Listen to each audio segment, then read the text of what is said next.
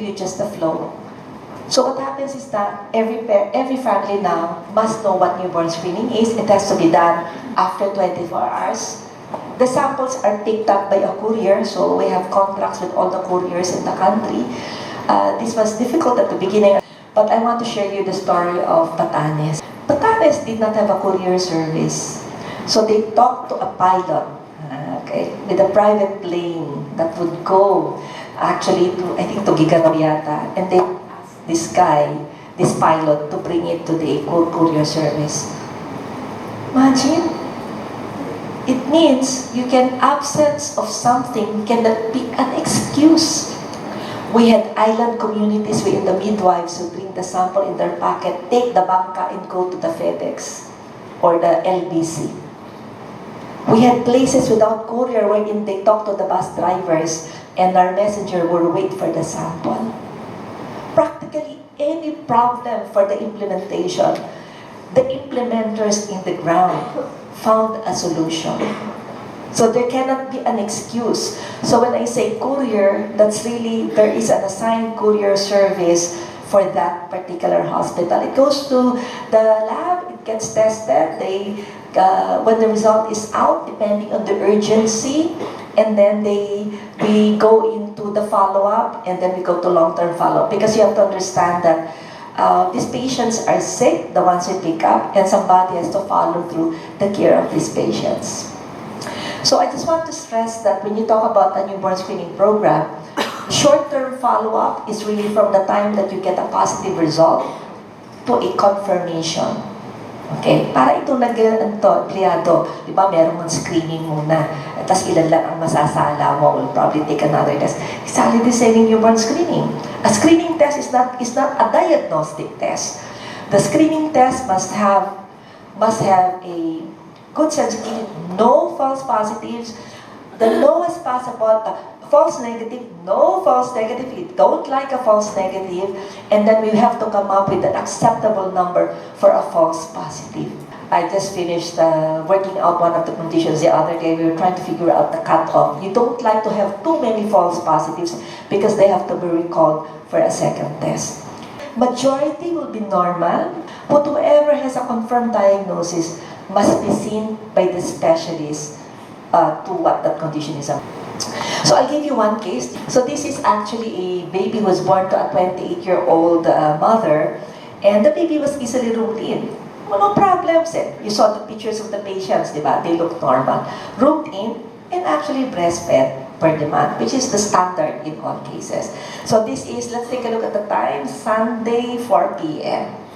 Okay. So after 24 hours, it was done. Okay, did the test, you do it on the side of the heel. By this time, probably the baby has been discharged already. We have very short stay. I had a very big problem before for babies being discharged after 6 hours, and then they have to come back. But what I did there was that the hospital will just have to decide what to do. But I want the sample to be done after 24 hours. At the sample, but you have to dry it for 4 hours.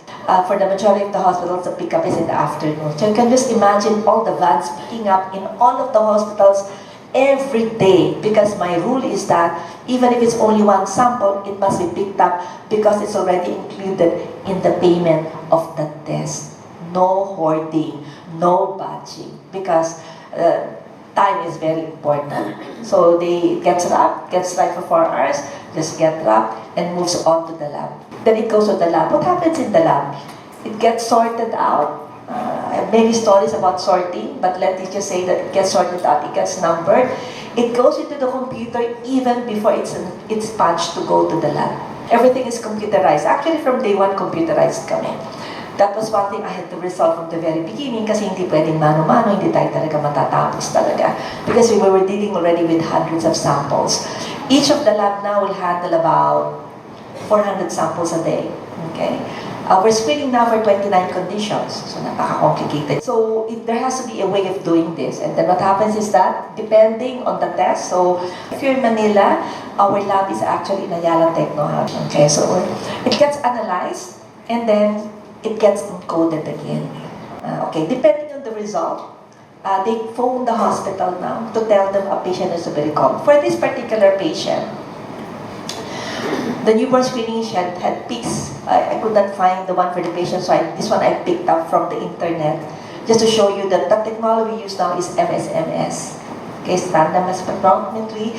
And this one had the peak of valine isoleucine, which we know is a case of MSUT. This is already day 3. Okay, these were the values. And then, of course, this is a suspect because it's very elevated. We have normal values. They will call the doctor, the hospital, and say, we need the patient back ASAP. And depending on the level, the urgency, it's either you start already on a protein-free while waiting. Usually you start with a protein-free diet. So what is the problem? Breast milk, of course, has all the amino acids. And that is the one that will cause the symptoms. So MSUD, the symptoms are, they start only poor feeding, they're suspected to have infection, poor feeding, and then eventually, within 7 days to 10 days, they're comatose actually. You've got to catch them at that time. So okay, so we suspect immediate recall. So it's the same for all of the conditions depending on the level. We have an algorithm. So if you look at this one, the window is really very small. Okay? For metabolic conditions, once the result comes out, we've got to catch that baby in the next couple of hours. So ganun talaga siya ka. It's a tense atmosphere. So we've got to go back to the hospital, the coordinator. Every hospital has a coordinator. Libre din yun. Volunteer din yun. Okay? They tell the pediatrician or the midwife or the nurse, your patient is a suspect for maple syrup disease. We've got to recall the patient. So as you can see here that if you don't catch, we're going to have a comatose patient in 7 days. Okay? And I have so many cases like this. Okay? So there's a short window, but timing is you've got to get the sample immediately.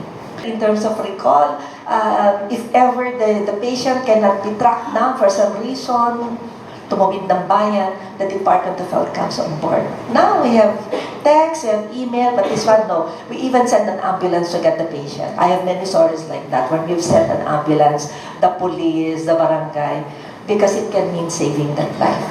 But it's a BCE lab, so for those of you who will visit the lab, one part of the lab, it's called the Newborn Screening Center because one part is the lab, the other part is the follow-up component. As you can see, as it shows here, if the patient cannot be tracked down, DOH has to come on board. I have a DOH, I have an NPS coordinator assigned in every DOH office. So the patient is recalled, they were told to bring down the patient, there was testing. At this time, already day 4, but probably when they got the patient, day 4, there's a smell, maple syrup, just take any maple syrup for pancakes, it's exactly the same smell, and then to change the milk. Okay, so one of my problems is availability. If there is one patient in any island in the country, we will send the milk. They cannot buy the milk because it's so expensive. Okay. Number 2, you cannot hoard the milk. It will expire. So we have come up with a system when there is somebody who's positive in any part of the country, we will send the milk. My last interesting case was a patient who was in an island, but this patient was sick already. I had to be dialyzed. So how do you take out the toxins? So what happens? Valine, leucine, and isoleucine are toxic to the brain, to the body. And that's the one that's causing the symptoms of eventual seizures and coma. In a newborn baby, as in a 7-day-old baby, how can you take it out? You've got to dialyze immediately. Okay, that's the only way you can take out the toxins. So, unfortunately, not all hospitals have the catheter for a small baby, so we also provide. So the last case we had, so we have to network with nephrologists. Not all nephrologists want to do it because they're not used to doing the dialysis in a newborn. So I have a network of nephrologists too. And the last case was in Southern Island in the Visayas. Even if we were willing to pay for the airfare of the nurse who will hand carry the milk and the materials for dialysis, we were going to miss the window. So we connected with, I think, AFP. It was airlifted by helicopter. Ganun po ka-toxic ang buhay namin. No? So, hindi siya pwedeng para bang, wala akong magagawa, wala akong masakyan. Cannot be. So we're now, every hospital must know how they can be reached if ever they have a positive case. So anyway, so so this baby, while we were dialyzing, dito na dialyze, while the patient was treated, but just imagine, change lang ng diet, versus my story of a patient being dialyzed. So you have to catch them before they need dialysis. They get the confirmation, and true enough, it was very high. Okay, so the confirmatory test is a biochemistry lab that's based at NIH in UP Manila. So when it's confirmed, long-term care, but just to inform the group that since in the country, again, I don't really have medical centers with geneticists. I need a nutritionist. I need so many people. So what we've done is we established 14 continuity clinics in the country. We have a pediatrician and a nurse because we have to track down all of our patients. First, yes, we copied what the US did, but we have to see what will adapt to our country. At the end of the day, ideas can really grow big. But if you actually work together, it can work. So if you look at up to this point that I'm telling you, what we've done is that you've got 7,200 hospitals with a coordinator in each one. That's our network at the moment. We have 6 laboratories. Each one has about 30 in the lab and the follow-up. Some of them are chemists. We have the DOH newborn screening coordinators hired by the program to help track down patients who cannot be tracked down. And this is my latest addition to the program, is that we have specific continuity clinics wherein patients will be tracked down. Why did we set this up? In 2010, when we celebrated the 10th year of the program, so that was about 2006, and we gathered the children. Some children were stunted. Nalulungkot naman ako na newborn screening, tapos short pa din. Because some of the conditions, if you're not treated properly, will be stunted. Okay, so what are the outcomes? Stunting, retardation, death. We have a pediatrician, a nurse. I have a team. So I have a team in everyone. And just the other day, we decided we want a hematologist because of the hemoglobinopathies that have been included. And I will show you the data now. So let me show you the data. We've screened 12 million. Okay, when I was defending this at the Senate, at tanong lagi, how many babies are we talking about? And I was telling them that we have to screen 1 million a year. Okay, so it has to be population-based because I don't know who will eventually become affected. Okay, so just imagine you compete with all the interests. At the time, I'll give credit to Region 4A because in the initial hearings, drama ito, pwede na nga siyang gawing pero kasi grabe talaga yung but I had a bus from Region 4A, the PPS Society in Southern Tagalog, would bring midwives and nurses para may pala kami doon sa Senate. No? And I distinctly remember my first presentation. I think with me in the hearing was water, sabi ni Senator Fabian. Those not involved in the next bill can leave. Wala mo maalis, sabi ni Senator Fabian. Ang ibig sabihin mo ba, kasama mo lahat ito? Sumagot sila, yes sir. So eventually, I gave my presentation, nagpalakpakan sila lahat. Sabi ni Senator Fabian, nobody claps, you only clap for me. Marami kami istorya dito. But the bottom line is, right now, we have screened 12 million, we have saved 200,000 babies. When I'm teaching other countries now, and I say, if there's one condition you should screen, it is congenital hypothyroidism. It's about the same incidence all over the world. So my recommendation is you start with one condition, and then you build it up from there. We started with 6. CAH is congenital adrenal hyperplasia. The babies look normal. This is the one with ambiguous genitalia. So you can have the wrong sex assigned, and I have many stories about this also. But the point is, I put an asterisk here. If this baby is not picked up within the first few days, you're going to be dead. You will not even have a chance to actually confirm these cases. So there's again a short window. So when we were looking at the data just a few months ago, I saw that there were 2,000 who died. Suspect lang sila. CAH, suspect. Oh my God. And the thing that bothered me, why is the incidence 1 in 19,000? A few years ago, it is 1 in 12,000. That means we are missing some cases. So we got samples. So what is the next step now? So we missed these cases. They died already. They should have been alive. What happened now is that we use another technology, it's Nlp Analysis, looking at the 8 common mutations.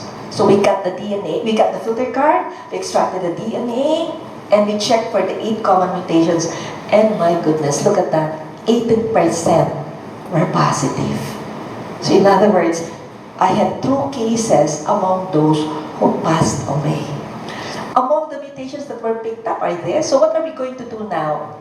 We're only doing 8. It is possible that we actually miss the other mutations. That's the way it works. You look for the 8, the most common ones, but those who were negative for my mutation analysis probably also were positive cases. So we're going to do sequencing for the rest. So we're doing the calculation for this one. Because we're at the stage we're in, we're deciding whether I will have a second tier. See, what happens is that when you do newborn screening, there's a second tier. The second tier really is usually enzymatic. Now, we are thinking for some of the conditions whether we're going to insert probably mutation analysis. But we will not do the sequencing. I have to convert it into a kit that's cheap. So, meron pa akong gagawing levels. But here now, you can see that recall is so important. Okay? We miss those children. And if 20% of those children are true positives, then my God, this is a disservice of the program. So, the program is evolving. We're changing things. We're changing algorithms.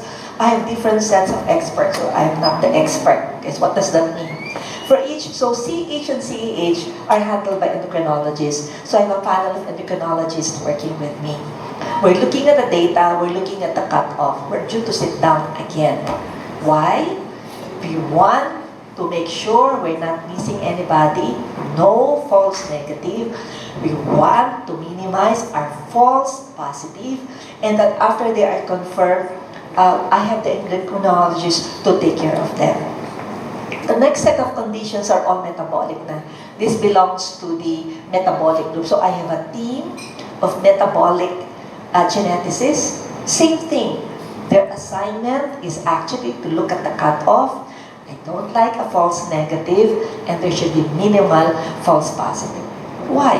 It's a cost to the program. Number 2, nai-stress ang mga doktor. Oh, normal na naman yan. Okay, and it's so stressful. The last set is actually your G6PD and your hemoglobinopathy. So let me just say a little about this. G6PD so far is still the most common, 1 in 60. Way back in, I think 2000, that was about the time that I added this, 1999. It really started out as a research. I was visiting a PhD, one of our colleagues. So every year I would visit her because, for moral support. So what I do, I bring a bank of samples. Because I was just working on G6PD. And true enough, the first time I went to there, I brought 4,000 samples and processed them myself. It's true. And yes, we have it. My problem was that, if you look at Singapore, the story is that the patients are very sick. They stay in the hospital for 2 weeks. If it's true that these patients are G6PD, why are our patients not sick? So I had to go to molecular this time. Okay? And true enough, our mutations were different. Okay, so, in other words, you may have the same disease. Depending on the mutation in the Philippines, it's going to be different. But anyway, the reason our patients are okay is because our mutations are different. So I have another paper on this one, and we're wrapping up now. I want to catch the 90% of the mutations, molecular naman yun, so that we can have another tier for these samples. My last one is the one that I've added in expanded screening. So just to mention that from 1996 to November 30, 2014, we were only screening for 6. Starting December 2014, we started screening for 28. Okay, tagal namin nakiusap sa PhilHealth. They only approved it last May 1. it's paid for by government. So hard, you know, when asked. If you look at the program, I don't have the graph here. It's been a long journey, and I think what's important is that there's always the effort to continuously improving it.